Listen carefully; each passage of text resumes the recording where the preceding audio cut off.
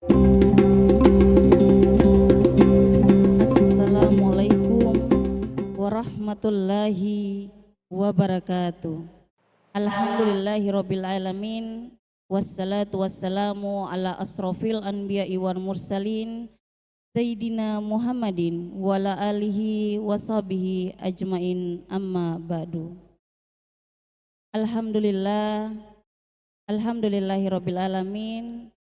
Pada sore hari ini kita masih diberikan nikmat kesehatan serta kesempatan untuk bersama-sama hadir kembali dalam rangka pengajian rutin BKMT Kecamatan Batupuaro yang bertempat di Masjid Nurul Ihsan Kelurahan Bone-Bone yang disiarkan langsung oleh RRI yang selalu mengudara di 99,4 dan 97,8 MHz.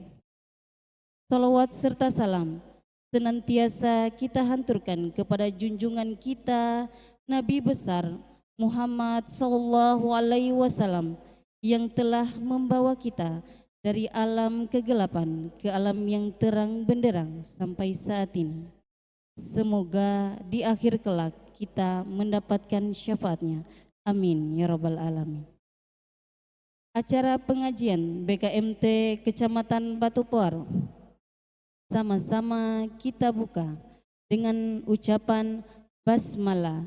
Bismillahirrahmanirrahim. Selanjutnya pengantar kata dari Ketua BKMT Kota Bau-Bau atau yang diwakili oleh Ibu Siti Samsia SPDI. Kepadanya disilakan. Bismillahirrahmanirrahim. Assalamualaikum warahmatullahi wabarakatuh. Alhamdulillahirrahmanirrahim. Wassalatu wassalamu ala asyrafil anbiya wal mursalin Sayyidina Muhammadin wa ala alihi wasallam.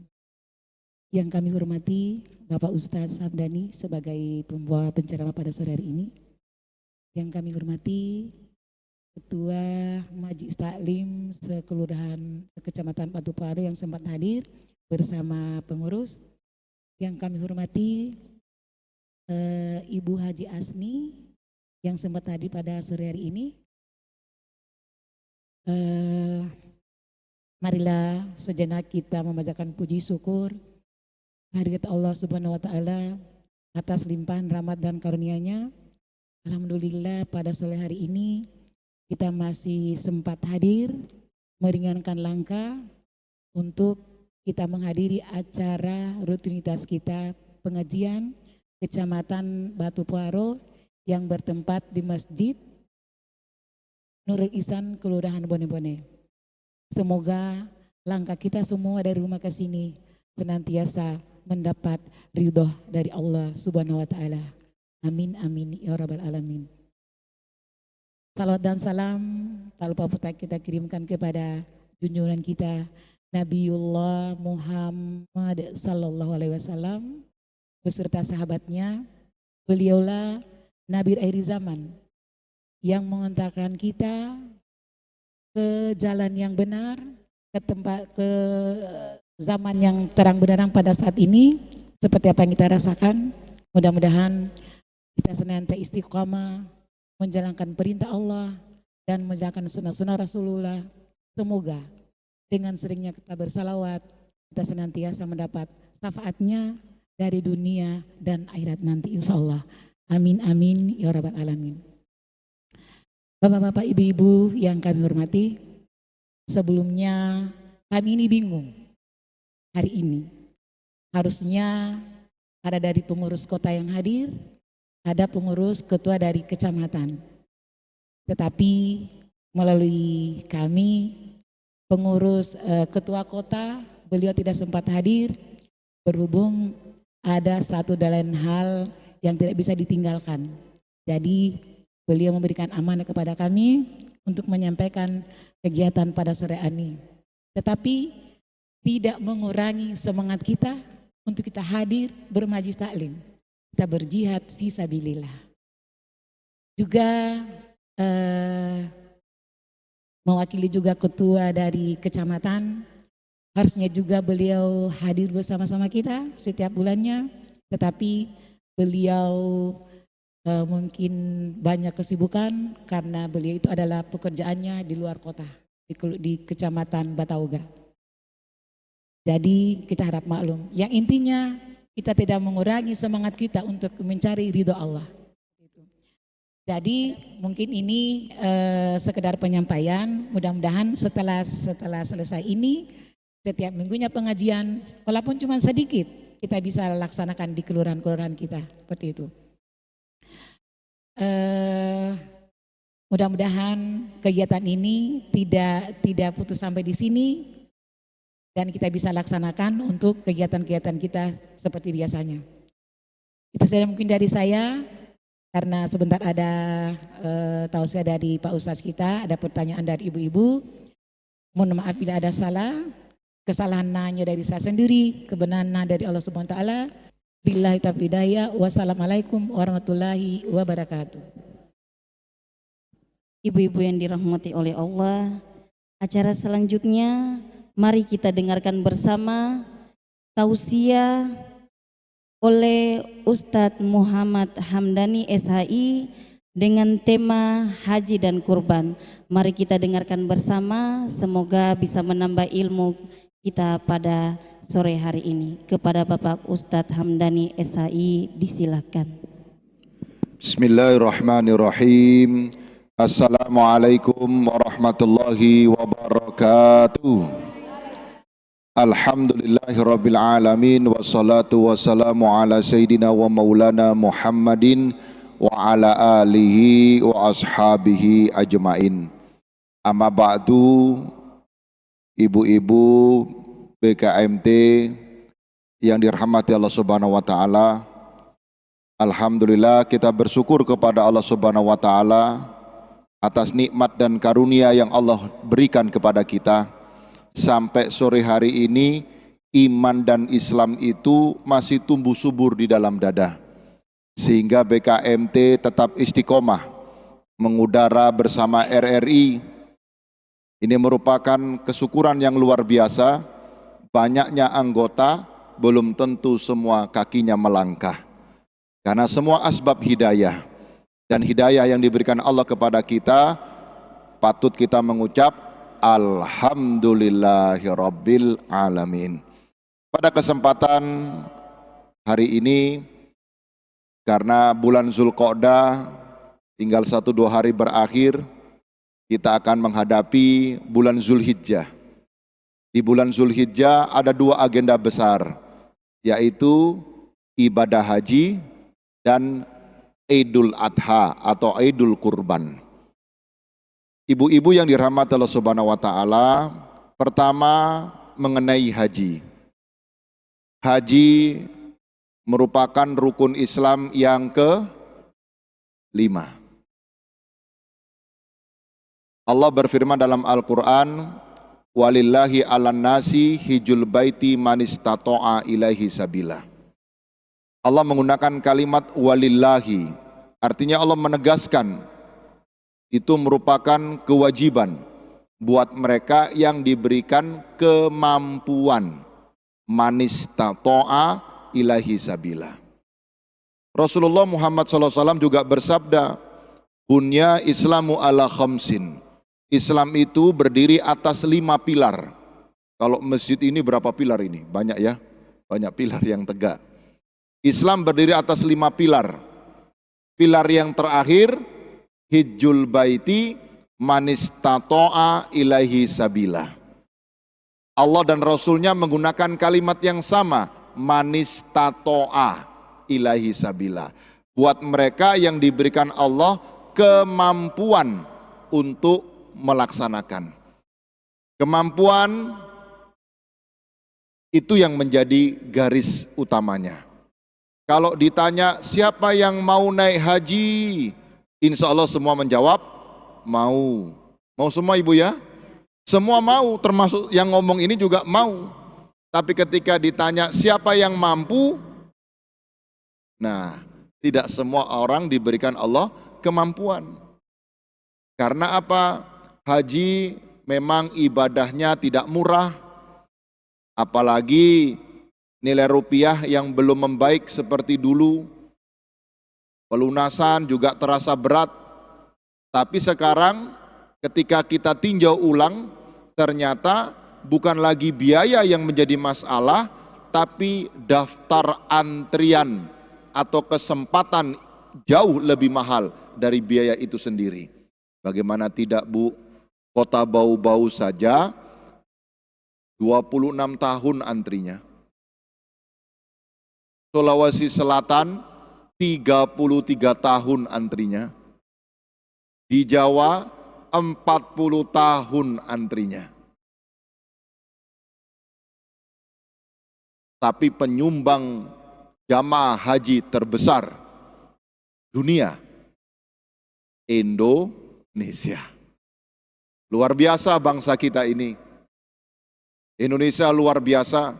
Jamaah umrohnya terbesar. Jamaah hajinya terbesar. Walaupun tantangannya di saat pandemi corona juga luar biasa. 2020 sudah lunas, sudah dapat panggilan. Ternyata pandemi corona tidak jadi berangkat. 2021 yang 2020 kemarin tidak jadi berangkat, 2021 Saudi Arabia buka pintu, tapi protokol kesehatannya sangat ketat. Setiap titik di swab, ditusuk-tusuk hidungnya. Di Sudiang, ditusuk hidungnya. Kalau negatif, karantina 3 hari. Kalau positif, 14 hari ditahan di Makassar. Berangkat ke Jeddah. Tiba di sana, ditusuk lagi hidungnya. Kalau negatif, 3 hari karantina. Kalau positif, 14 hari karantina. Habis waktu hanya untuk dikarantina. Akhirnya 2021 tidak jadi Indonesia memberangkatkan. Tertunda lagi. Akhirnya yang nomor porsinya mungkin sudah mau berangkat, antriannya jadi mundur. 2022 mau berangkat, ternyata ada aturan dari Saudi Arabia, pembatasan usia lansia. 65 tahun ke atas tidak boleh berangkat. Akhirnya jamaah haji kota Bau-Bau hanya 60 orang lebih, sekitar 65 orang yang berangkat saat itu. Akhirnya Masjid Raya sepi jamaahnya yang mau berangkat, tidak seperti biasa. Bahkan ada ina-ina yang jamaah terpanggil, tapi karena dibatasi usia, banyak yang menghadap di kantor Kementerian Agama, bahkan sudah siap menulis hitam di atas putih, siap mati di tanah suci. Yang penting berangkat tahun ini. Bukan Indonesia yang melarang, tapi Saudi Arabia yang memberikan pembatasan usia. Alhamdulillah 2023 dibebaskan semua untuk berangkat. Akhirnya yang 2020, 2021, 2022 terkumpul semua di 2023. 11 Juni kemarin 165 jamaah haji kota Bau-Bau berangkat ke Tanah Suci. Mudah-mudahan berangkatnya selamat, pulangnya sehat walafiat. Amin Allahumma amin. Ibu-ibu yang dirahmati Allah SWT, itulah fenomena haji. Tantangannya berat, iya. Bahkan setannya jauh lebih berat. Apa itu?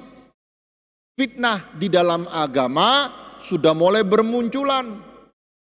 Bu, sudah terlalu lama antrian. Ambil saja itu uang porsi, lebih baik umroh saja. Halo? Berapa biaya umroh? 35 juta. Simpan porsi berapa?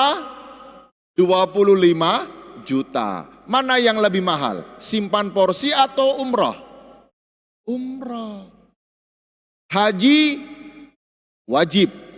Dikerjakan dapat pahala, ditinggalkan berdosa. Bagi yang mampu. Umroh sunnah. Dikerjakan dapat pahala, ditinggalkan tidak berdosa. Nah ini kita dirusak mindset berpikir kita, oknum-oknum merusak iman kita. Tinggalkan itu haji umroh saja, langsung lihat Mekah 35 juta langsung berangkat. Loh, wajibnya ditinggal, mengejar yang sunnah. Salah atau salah? Salah atau salahu? Salah. Hati-hati Bu ya. Masa umrohnya mampu 35 juta, simpan porsi 25 nggak mampu. Di situ kesalahan. Umrohnya tidak makbul kalau seperti itu. Jadi yang benar bagaimana? Ibu simpan dulu nomor porsi 25 juta. Sisanya berapa tadi? 10 juta. Nanti sambil menunggu panggilan haji, ada uang, cukup umroh, berangkat.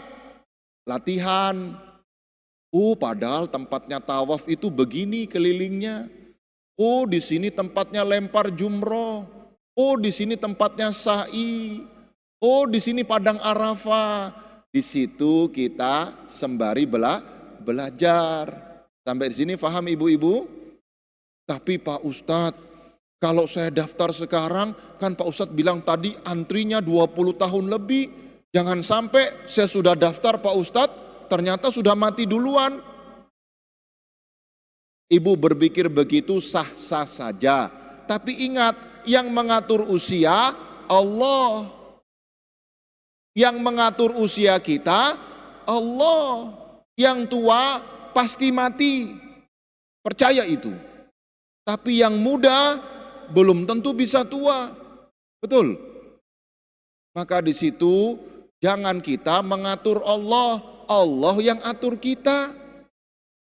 Itu namanya fitnah akhir zaman. Makanya kalau orang-orang tua berdoa, selalu doa selamat. Kalimat pertama doa selamat, Allahumma inna nas'aluka salamatan fiddin.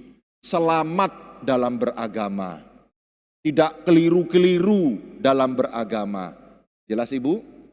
Ya, jadi kalau ada yang pengaruh-pengaruhi begitu, sudah haji itu wajib. Saya mampu simpan porsi, simpan uang tak. Karena perintah Allah manis tato'a ilai sabila. Punya kemampuan, haji itu jadi wajib. Kalau punya kemampuan tidak simpan nomor porsi, maka uangnya setiap hari dianggap tidak barokah. Orangnya dianggap dosa.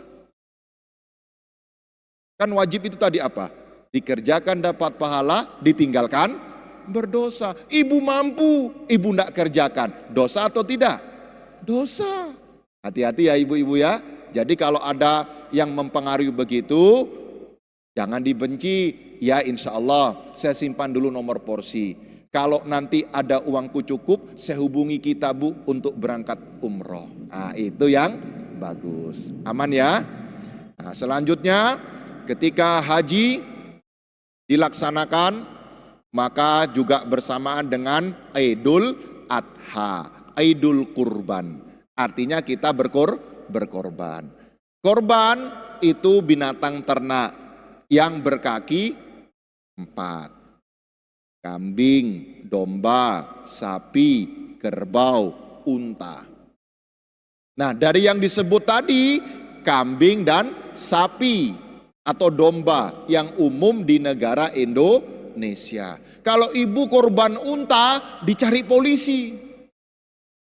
Karena pasti untanya kebun binatang yang ibu ambil untuk dikorbankan. Karena tidak ada korban unta di Indonesia. Kecuali di Arab ada korban dengan unta. Kita cukup domba, kambing atau sapi. Nah binatang-binatang kurban ini ada ketentuan-ketentuannya. Pertama, kalau kambing untuk 1 orang. Kalau sapi maksimal untuk 7 orang, maksimal 7 orang. Bagaimana kalau satu sapi 5 orang saja? Boleh atau tidak? Boleh. Patungannya jadi lebih besar. Mungkin 1 ekor 20 juta. Dibagi 7 Mungkin 2.500.000 satu orang. Tapi kalau dibagi 5, berarti satu orang patungannya 4 juta. Boleh. Maksimal 7 orang. Kalau kambing 1 orang. Domba 1 orang. Nabi Muhammad SAW kalau kambing itu istimewa. Jadi diniati, aku kurban kambing atas namaku, pahalanya untuk keluarga dan umatku yang belum sempat berkurban. Itu niatnya Nabi. Berarti 1 ekor kambing memang untuk 1 nama. Tapi kalau pahalanya, niatkan untuk keluarga semua, baik yang masih hidup maupun yang sudah tiada. Jelas ibu-ibu ya? Ya, jadi itu niatnya begitu. Nggak usah lagi binti, kalau satu keluarga, nah banyaknya itu. Mulai kakek, nenek, bapak, ibu, paman, tante, kemenakan, semua itu, satu keluarga. Nggak mungkin disebut semua, diniati saja atas namaku, umpama Fatimah binti Sulaiman, dan pahalanya untuk semua keluargaku. Bismillah, Allahu Akbar. Nah, itu namanya pinter, 1 kali mendayung, semua pulau dilampaui. Jelas ibu ya? Nabi mencontohkan seperti itu. Untuk ukuran binatang kurban, kambing itu minimal, domba dulu, domba yang lebih kecil. Domba 1 tahun lebih, anggaplah 18 bulan. Kalau kambing, upayakan minimal 2 tahun, kalau bisa 2 tahun setengah, itu lebih aman. Karena apa? Kalau hanya kita bertanya kepada peternak, peternak juga nggak tahu persis kok umurnya binatang ternaknya, betul? Nah binatang ternak lahir nggak ada akta kelahirannya, betul Bu ya? Sama-sama kira-kira. Nah kalau seperti itu bahaya, kalau pas 2 tahun lebih baik lebih. Ya, atau ajak dinas peternakan, ya, ajak penyuluh peternakan, datangi. Pak, mohon bantuan, ini kami ada kelompok BKMT di Batu Puaro mau kurban. Kami mau memilih hewan kurban, jangan sampai kami salah dalam menentukan usia. Karena bisa dilihat dari kukunya, dari giginya, dari tanduknya, itu bisa menentukan ukuran umur binatang ternak. Nah yang lebih tahu penyuluh peternakan atau dokter hewan. Jelas ya Ibu ya? Supaya kalau para penyuluh peternakan atau dokter hewan yang memilihkan itu lebih aman. Sekalian dilihat ada cacat tidak binatang kurban. Kalau telinganya 1 lurus 1 talipat itu cacat, tidak boleh untuk korban. Atau tanduknya compel sebelah, tidak boleh untuk korban. Kukunya patah sebelah, tidak boleh untuk korban. Harus yang terbaik untuk korban. Nah itu bentuk kehati-hatian, jangan sampai kurban kita bermasalah gara-gara kita tidak paham. Lebih bagus panggil ahlinya. Toh perintah Al-Quran, fas'al ahla dzikir, bertanyalah kepada ahlinya. Binatang kurban itu ternak, cari penyuluh peternakan atau dokter hewan. Minta tolong kepada beliau-beliau untuk bantu kita memilih hewan yang pas. Kalau sapi bagaimana? Sapi 2 tahun lebih, kalau bisa 3 tahun, kurang sedikit, ya, supaya pas ukurannya sesuai ketentuan syariatnya, usia binatang kurban itu supaya tidak salah. Jelas ibu-ibu ya? Nah buat kita yang sudah niat berkorban, ibu-ibu, mulai tanggal 1 Zulhijjah tidak lagi potong kuku, tidak lagi potong rambut. Hati-hati ya. Itu hadisnya sahih dalam riwayat Muslim. Nabi sudah bersabda, bagi siapapun yang sudah berniat untuk berkorban, maka pertanggal 1 Zulhijjah tidak lagi memotong kuku, tidak lagi memotong rambut sampai hewan kurbannya selesai dipotong. Jelas? Ya. Lantas apa bedanya dengan hewan akikah? Nah, ini yang kadang-kadang kita salah di masyarakat. Akikah itu beda dengan kurban. Satu, akikah itu melihat nyawa binatang. Satu laki-laki, 2 nyawa dikurbankan, 2 kambing. Satu orang perempuan, 1 nyawa kambing yang dikorbankan. Kenapa kok laki-laki 2? Karena 2 tanggung jawabnya di pundak. Di pundak kanan laki-laki bertanggung jawab kepada orang tuanya sampai mati. Nggak ada alasan. Orang tua tanggung jawab dia sampai mati. Di pundak kiri ada anak istri sampai mati. Makanya di dalam Quran Allah tegaskan, ku anfusakum wa ahlikum naro wa kuduhan nasu wal hijaroh. Wahai laki-laki, jaga anak istrimu, jaga keluargamu dari api neraka. Makanya laki-laki terima warisan juga 2 bagian. Jelas Bu ya? 2 nyawa kambing dikorbankan, 2 tanggung jawab di pundaknya, 2 warisan yang diterimakan. Itu laki-laki. Kalau perempuan setengahnya berarti 1. Nah, ini di masyarakat, mudah-mudahan di Batuporo tidak ada. Di masyarakat ada yang salah. Anu Pak Ustadz, kebetulan kami 7 orang yang mau akikah, jadi kami beli saja sapi 1 ekor. 1 ekor sapi untuk akikahnya 7 orang. Nah, ini salah. Tidak ada di sini ya? Insya Allah tidak ada, mudah-mudahan. Tapi kalau di bagian pinggir-pinggiran kota masih ada yang begitu. Itu salah. Kalau 1 ekor sapi, alasannya apa? Supaya dagingnya lebih banyak Pak Ustadz. Ini bukan masalah daging banyak atau sedikit, tapi ada nyawa yang dikorbankan. Tadi laki-laki berapa? 2. Kalau laki-lakinya ada 3, perempuan 1, berarti berapa nyawa? 7 nyawa. Kalau 1 ekor sapi, 1 nyawa. Nah, salah kan syariatnya? Hati-hati ya Bu ya. Yang kedua, bedanya kurban dengan akikah apa? Kalau kurban dibagi dalam keadaan mentah, akikah dibagi dalam keadaan sudah masak. Nah, akikah itu ada 2 caranya. Ada akikah dengan siri, sembunyi-sembunyi. Ada akikah dengan syiar, ada undangan. Ya, kalau yang siri, ya masak, dia kotak-kotakan, terus di atas kotak makanan ada labelnya, mohon doanya atas kelahiran putri kami untuk menjadi anak soleha, ini binti ini. Nah, dibagi mi tetangga semua. Itu dengan siri. Ada juga dengan syiar, bikin undangan akikah, bikin tenda, bikin acara. Boleh, tapi hati-hati. Kalau syiar kadang-kadang fitnah agama masuk, setan masuk. Masuknya di mana? Kita sudah tulis undangan karena Allah, yang datang bawa amplop. Betul? Akhirnya dia selipkan di bayinya, dia selipkan di kereta bayinya.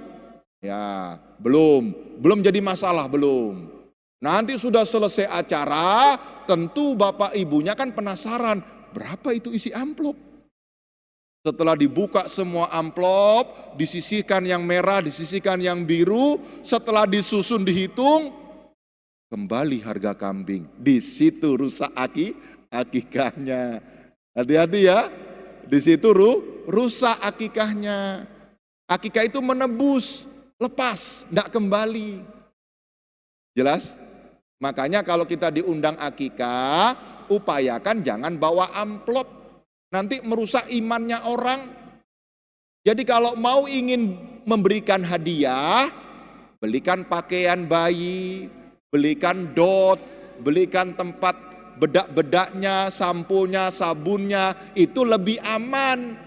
Kita hadiahnya tersampaikan, tidak merusak imannya seseorang dalam berakikah. Betul Bu ya? Nah, mulai hari ini kita perbaiki. Kalau undangan akikah, undangan karena Allah, tidak bawa sama sekali, itu bagus. Bawa hadiah, yang penting bukan berupa uang. Karena kalau berupa uang, nanti yang punya hajat pasti setelah menghitung, Kembali harga kambing malah lebih ini. Jangan disamakan dengan pesta perkawinan. Kalau pesta perkawinan kan memang hitung isi amplop itu. Harga gedung, harga dekorasi, catering, kan dihitung semua itu. Kembali enggak isinya amplop, kan begitu betul? Jangan disamakan dengan akikah. Jelas ibu-ibu ya? Selanjutnya, catatan penting buat yang berkorban. Apa itu? Jangan pernah berkompensasi dengan tukang potong hewan dibayar dengan kulit dan kepala. Ya rusak itu pahalanya kurban, sia-sia semua. Ibu kan korban, ya kepalanya dikorbankan, kulitnya ya dikorbankan. Tapi kadang-kadang tukang potong kan nggak paham ilmu agama. Bu, tapi saya bantu potong hewannya, saya ikhlas bu. Yang penting saya ambil kulit dan kepalanya. Ibu seneng, nggak dibayar, tapi ambil kulit kepala. Ya pak, boleh. Di situ salahu. Itu tukang potong tetap punya ujroh, tetap punya biaya. Kasih 100.000. Nanti kulit dan kepala hadiah untuk tukang potong.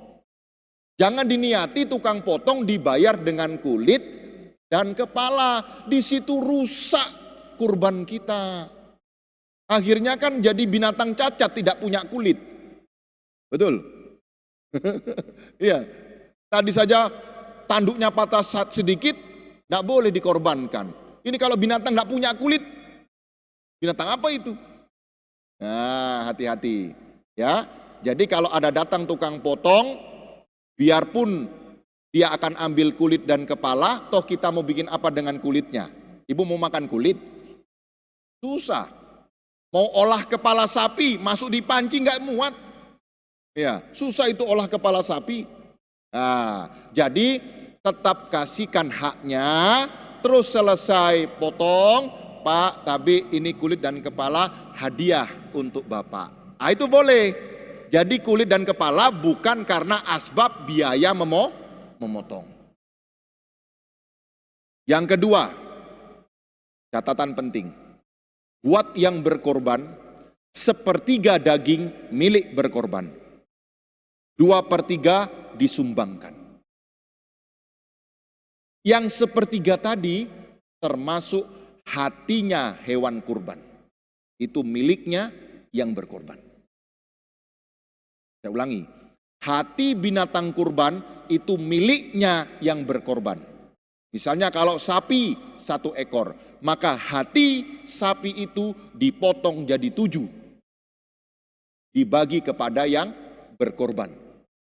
Hatinya. Itu Nabi yang bersabda, keberkahan dari kurban ada pada hati binatang kurban. Berkahnya sehat, berkahnya rezeki, berkahnya semua.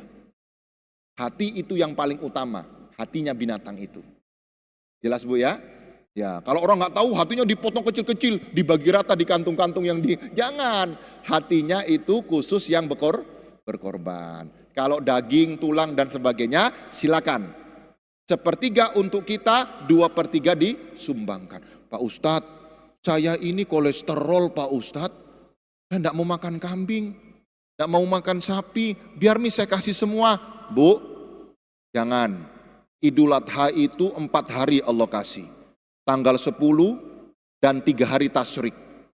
11, 12, 13. 4 hari Allah kasih waktu tidak boleh puasa untuk makan daging. Tapi Pak Ustadz, saya kolesterol. Ibu bukan makan kolesterol, ibu makan daging. Bagaimana caranya? Beli minyak zaitun. Ada di Lipo kan minyak zaitun? Beli minyak zaitun, ibu olah dagingnya pakai minyak zaitun, kolesterolnya hilang, syariat makan daging terlaksana, kolesterol tidak ikut masuk. Understand? Jelas ya Bu ya? Ya, niatnya makan daging bukan niat makan kolesterol. Supaya tidak kolesterol, olah kambing, olah sapi pakai minyak zaitun. Supaya kolesterolnya minim, sehat dikonsumsi oleh kita, syariat kurban bisa dilaksanakan. Terus membagi hewan kurban itu bukan kepada fakir miskin. Kurban bukan zakat. Kalau zakat, fuqara wal masakin. Tapi kalau binatang kurban, semua terima. Tetangga yang kaya, tetangga yang miskin, semua terima. Karena syariat kurban bukan syariat zakat. Jelas? Ya. Tapi kalau bagi kurban buat orang miskin, minta tolong ibu. Kalau betul-betul dia miskin, minta tolong ibu. Lebih bagus masakan, nanti baru kasih yang miskin tadi. Karena rata-rata orang miskin ibu kasih daging, mau masak nggak punya minyak tanah, mau goreng nggak punya minyak goreng, mau simpan nggak punya kulkas. Akhirnya rata-rata orang miskin yang terima daging korban, dia jual. Mau bikin apa? Dia jual, dijual dengan murah. 1 kilo 1 kantung 50.000 saja. Yang lucunya kita, mari saya saja yang beli. Ya Allah, itu namanya pendusta agama, memakan makanannya orang miskin, berbahagia di atas penderitaan orang miskin. Tapi bu, kenapa ibu jual? Tanya, kenapa ibu jual? Pasti orang miskin itu. Mari bu, saya masakkan. Nanti jam sekian ibu datang ambil ya, supaya dimakan dengan anak-anak. Itu bu, pintu surga terbuka lebar. Jelas? Jelas bu ya? Orang itu cari kebaikan. Ini kebaikan yang datang kepada kita. Berarti Allah yang mengkehendaki hatinya yang bersangkutan untuk datang kepada kita. Jelas sampai di sini? Ya, insya Allah. Mudah-mudahan jadi ilmu yang manfaat. Kalau ada yang kurang jelas silakan ditanyakan. Wassalamualaikum warahmatullahi wabarakatuh. Ya, demikianlah tadi tausiah yang dibawakan oleh Pak Ustadz. Alhamdulillah temanya sangat menarik ya ibu-ibu. Ini selanjutnya tanya jawab. Saya berharap ibu-ibu di sini bertanya, mumpung di sini ada Pak Ustadz. Apalagi ini temanya sangat menarik tentang haji dan kurban. Ya, saya persilakan kepada ibu-ibu yang ingin bertanya. Mungkin kita mulai dari tuan rumah Kelurahan Bone-Bone. Dari Kelurahan Tarafu, apa ada juga yang bertanya? Ya, kita mulai dulu dari Kelurahan Bone-Bone. Disilakan Bu. Assalamualaikum warahmatullahi wabarakatuh. Waalaikumsalam. Nama saya Imelda, mewakili RT Kelurahan Pulang ya Pak.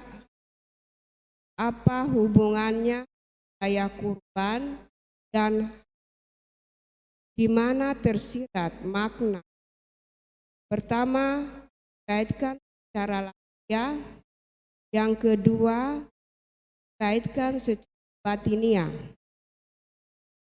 Untuk melahirkan manusia-manusia yang bertakwa dan beriman serta berdedikasi tinggi terhadap keluarga, agama, bangsa, dan negara. Itu saja Pak. Assalamualaikum warahmatullahi wabarakatuh.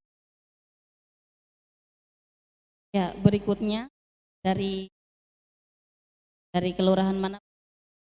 Kelurahan Wameo. Ya, disilakan.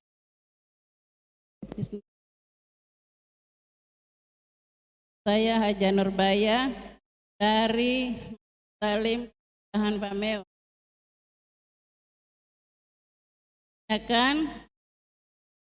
Apakah itu hari-hari tasrik? Assalamualaikum warahmatullahi. Ya, selanjutnya dari Kelurahan Kaubula. Silakan Bu. Nama saya dari Majelis Taklim. Yang saya tanyakan ini Pak Ustadz, ala kurban. Kita kurban sapi 7 orang, syaratnya 7 orang. Apakah bisa kita campur kita gabung dengan kita hidup saja? Assalamualaikum warahmatullahi wabarakatuh.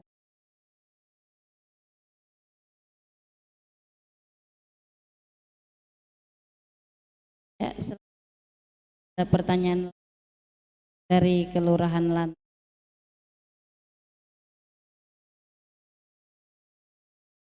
Ya, silakan Ibu.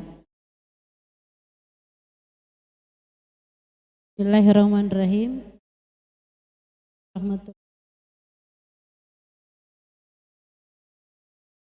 Pertanyaannya begini Pak Ustadz. Biasanya, sama saya sebagai orang awam, itu akikah, tadi kita sudah dijelaskan bahwa 1 ekor sapi. Namun yang saya tanyakan ini, karena biasa kita orang-orang tua, kita belum tahu apakah kita sudah diakikahkan atau sekarang kita mau kurban. Karena banyak di masyarakat, jangan dulu akikah, jangan dulu kurban kalau kamu dulu belum akikah. Jadi bagaimana Pak itu hukumnya? Kalau memang kita belum akikah dulu, sekarang kita kurban. Ya, disilakan. Assalamualaikum. Ibu, bisa diulang pertanyaan terakhir. Sudah dijelaskan tadi, kami ini dapat dia baca jelasannya tadi. Berapa apakah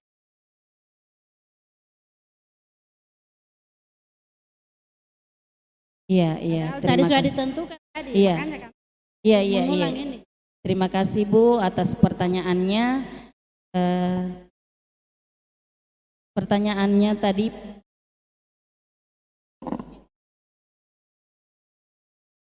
bagaimana Pak Ustadz? Persilakan kepada Pak Ustadz. Pertanyaan dari ibu-ibu. Ya, alhamdulillah.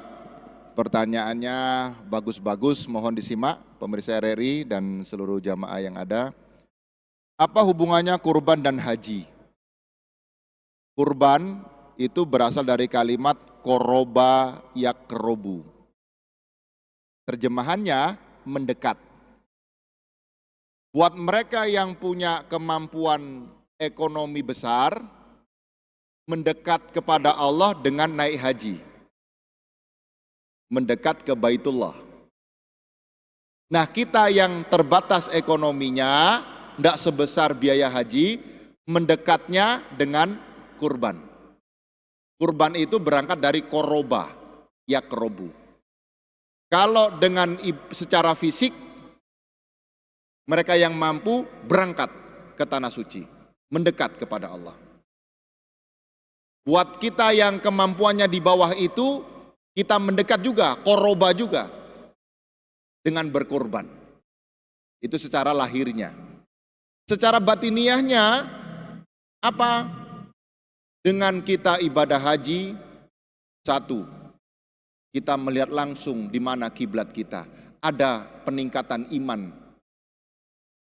1 kali sholat di depan Ka'bah, 100.000 sholat di Indonesia. Ibu sholat asar tadi di Masjid Al-Ihsan ini, 100.000 hari, itu berarti 274 tahun. 1 kali sholat di depan Ka'bah itu sama dengan sholat 274 tahun. Masya Allah. Wajar kalau orang pulang dari tanah suci, lahirnya tertempa. Karena haji itu haji fisik, ibadah fisik. Semuanya harus fisik. Tawaf fisik, sa'i fisik, lempar jumroh fisik, mabit fisik, wukuf fisik, semuanya fisik. Tapi jiwanya juga ditempa sama Allah Ta'ala, sehingga disitulah diganjar dengan pahala yang luar biasa. Wajar orang pulang haji wajahnya ini kayak lampu menyala, padahal nggak pakai skincare, ya. Nggak pakai pemutih, wajahnya putih bersih semua. Karena apa? Bening hatinya. batiniyahnya terbina. Sama dengan kurban, tidak akan mencapai sebuah kebaikan ketika kita bisa belum mengorbankan sesuatu yang kita cintai. Ya, salah satu bentuk latihannya adalah berkorban, mengikuti syariatnya Nabi Ibrahim alaihi salam. Bagaimana tidak, Nabi Ibrahim diperintah Allah memotong yang dicintainya. Siapa? Nabi Ismail, anak yang ditunggu, Bu. 90 tahun lebih berumah tangga, belum punya keturunan. Sudah umur 95 dihadirkan Ismail di tengah-tengah keluarga. Baru lucu-lucunya anak, pinter-pinternya anak umur 7 tahun disuruh perintah menyembelih. Disitulah diuji Allah.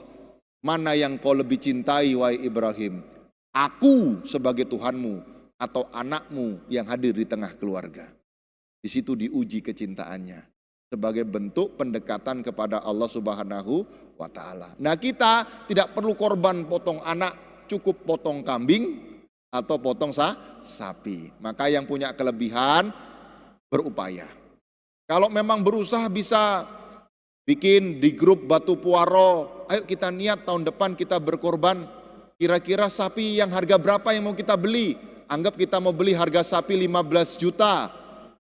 Ya, 15 juta tadi kalau dibagi 7, satu orang berapa? Oh, sekian ketemunya. Anggap 2 juta satu orang. Ayo kita kalau begitu setiap bulan kita sisihkan uang 150.000. Nanti sudah 1 tahun ketemulah 7 orang itu korban satu sapi. Ya, jadi begitu Ibu ya. Jadi orang haji dengan kurban itu berdekatan karena kalimatnya juga koroba, artinya mendekat. Haji mendekat kepada Allah dengan ke tanah suci, kurban mendekat Allah dengan berkorban.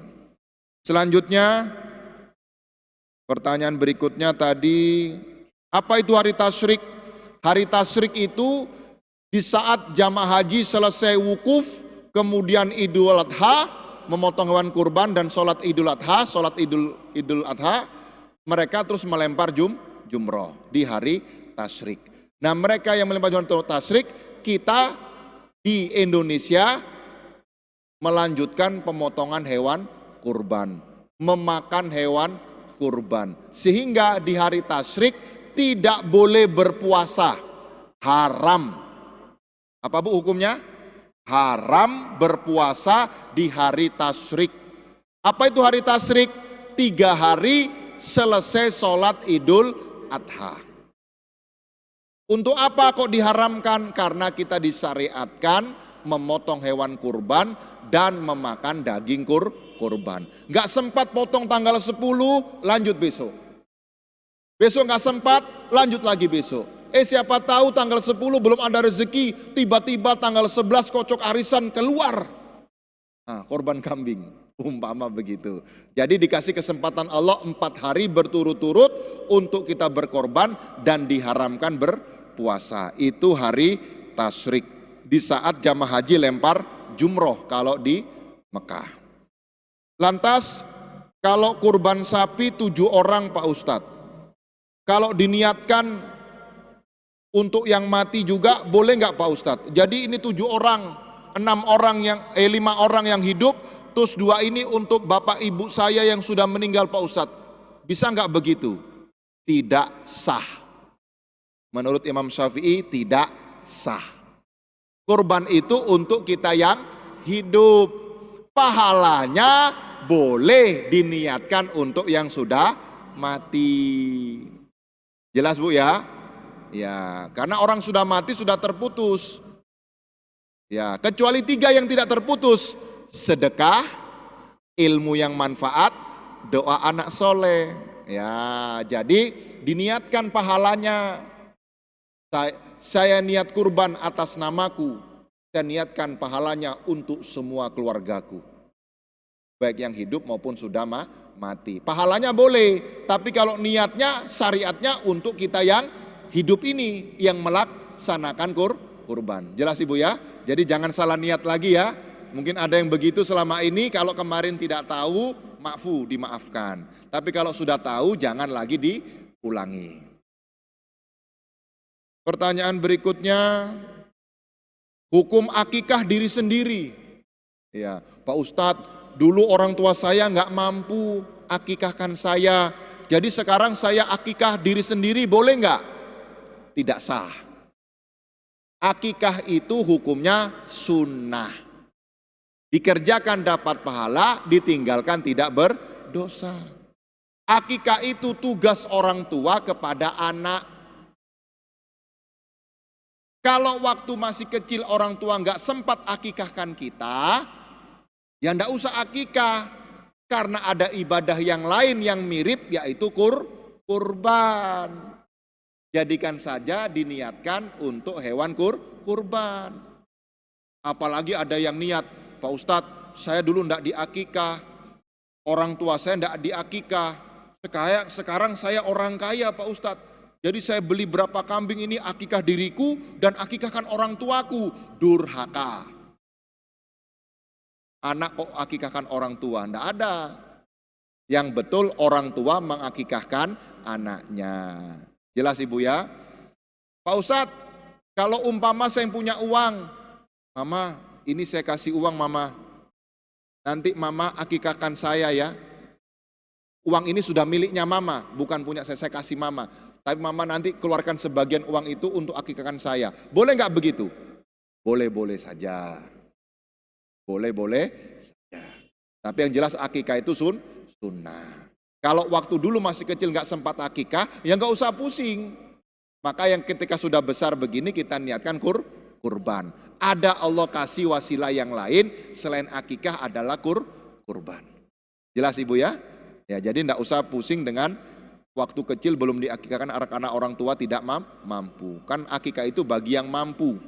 Ya, bagi yang mampu di saat itu. Pertanyaan terakhir, berapa korban kambing dan sapi? Ingat, sekali lagi, kambing untuk 1 orang, sapi maksimal 7 orang yang hidup. Kalau pahalanya silakan, itu hak ibu kepada Allah Subhanahu wa ta'ala. Sebagaimana Nabi Muhammad ketika memotong kambingnya, aku memotong kambing atas namaku. Pahalanya untuk semua keluarga dan umat yang belum sempat berkorban. Kalau pahala itu tidak ada batasan, itu haknya Allah yang memberikan pahala. Kita tinggal niatkan saja. Mudah-mudahan ini jadi ilmu yang manfaat. Kalau ada salahnya mohon dimaafkan. Kebenaran mutlak milik Allah Subhanahu wa ta'ala. Wassalamualaikum warahmatullahi wabarakatuh. Boleh. Ada satu mungkin tambahan. Saya penasaran. Begini Pak Ustaz, tadi kan ada pertanyaan yang sudah berkurban. Bagaimana kalau sama saya hidupnya belum ada sama sekali berkurban terus sudah meninggal? Artinya dia saya hidup orang tua saya masih hidup kemarin itu masih hidup, terus belum sempat dikurbankan. Setelah meninggal, apa bisa dikurbankan? Kurban bukan mewakili yang mati, kecuali almarhum orang tua kita pernah bernazar. Nah, itu harus dipenuhi.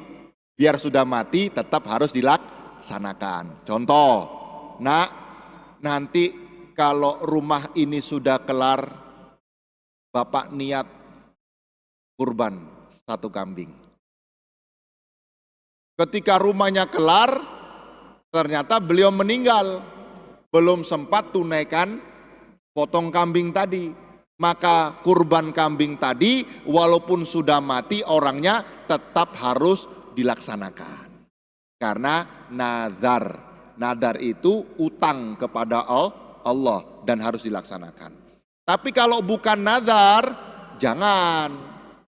Pak Ustadz, orang tua saya ini tidak pernah kurban karena sudah meninggal, jadi saya korbankan sekarang tahun ini. Saya niat untuk orang tua saya. Itu tidak sah. Kurban itu untuk kita yang hidup melaksanakan kurban. Kalau pahalanya silakan untuk mereka yang sudah tiada. Karena pahala itu luas. Sama kayak ibu bawa semen, bantu pembangunan masjid, saya niatkan pahalanya untuk orang tua saya yang sudah meninggal dunia. Itu boleh. Ya kira-kira begitu Bu. Ya sama-sama Bu. Ya, Demikianlah tadi jawaban dari pertanyaan ibu-ibu. Alhamdulillah hari ini kita sudah mendapatkan banyak ilmu lagi, khususnya tentang haji dan kurban, serta tadi disinggung sedikit tentang akikah.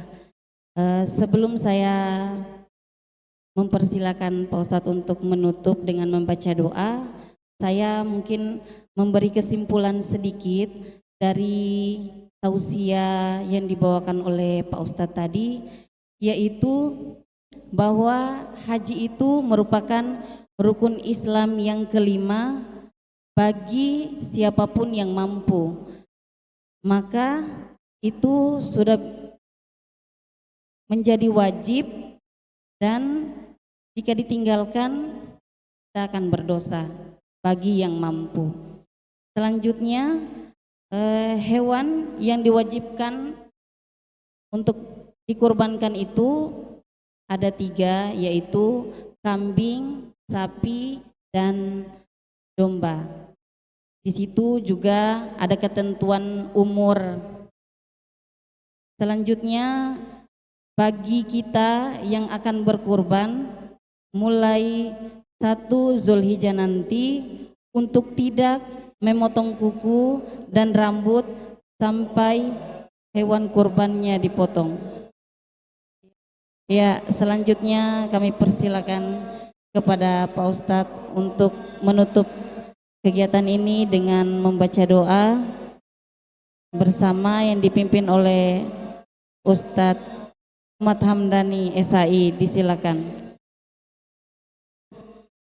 Mari kita niatkan kepada seluruh jamaah haji yang hari ini sedang berjuang beribadah di tanah suci.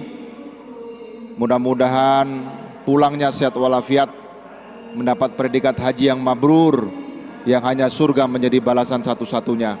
Dan kita diberikan Allah juga karunia, barokah dan rahmat dari Allah Ta'ala, sehingga kelak kita juga punya kesempatan yang sama. Amin Allahumma amin. Liridaillahi ta'ala wa li syafaati Rasulillah Muhammad sallallahu alaihi wasallam wa li kulli niyatin wa hajatin sholihah bi barakatil Quran wa siril Fatihah. Bismillahirrahmanirrahim.